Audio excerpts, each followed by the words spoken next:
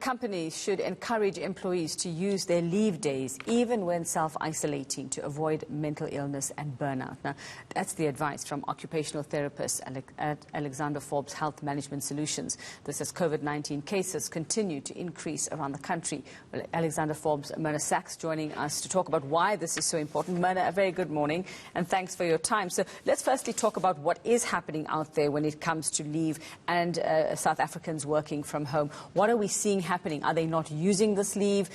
What's going on at the moment? Thank you. Good morning, and good morning to your viewers. What's happening at the moment is people are not taking leave. They're comfortable sitting at home. If they were going to take leave in the past, if someone was there to fix a roof or they needed to take time off, they don't need to take that time off anymore because they are at home. They're not in the workplace. So what we're finding is that people are working longer and longer hours. They're not taking a break. And they're not actually taking the leave that they want to take. And also what happened is June school holidays have come and gone. So people who would have taken leave during that time are not. So everybody's banking their leave for when they can take leave, when tourism opens and when they can actually go out and do things. So what we are seeing is that people are tired, they're fatigued, there's burnout. And also, I suppose what we're hearing more and more from those who are working at home is that there seems to be no boundaries when it comes to, the communication between bosses and employees. It seems like people are basically working 24/7. They're on call 24/7. And that, I would imagine, is just worse than just your ordinary burnout that you would experience at any time, any other time other than this pandemic. Absolutely. I mean, we're all guilty of it. Your computer's on all the time. So when you walk past it, even if it's 9 o'clock at night, you're checking to see if there's an email. So instead of where you would have had time traveling to work and traveling home, traveling to meetings, there's none of that time. So you actually are sitting in front of your desk or in front of your computer all day. So when you would have traveled to work and started at 8 o'clock, left home, let's say 6:30, you're now sitting in front of your computer at 6:30. Instead of realizing, hang on, my working day actually only starts at 8 o'clock.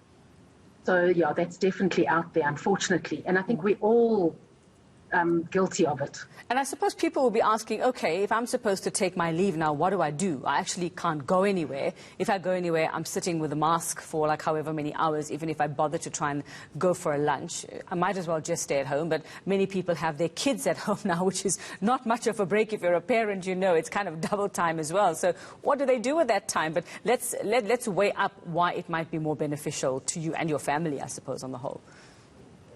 So you're right. People don't want to take leave because they can't do anything. But from a mental health perspective, from a physical perspective, from a stress, cardiac issues, cardiac disease, you actually need to take that time off. So even if you can't go anywhere, hiking places are open. You can go walk, you can go outside, you can go do other things. Learn a hobby, do something else. But you need to actually take that time off, switch off your computer, put an out of office on it. Redirect your phone calls, hand over your work to someone. So you're actually not thinking about it also, because that's the other issue that people have got. When they take a day's leave, they're so worried about what's coming into their inbox that they're actually not having a break.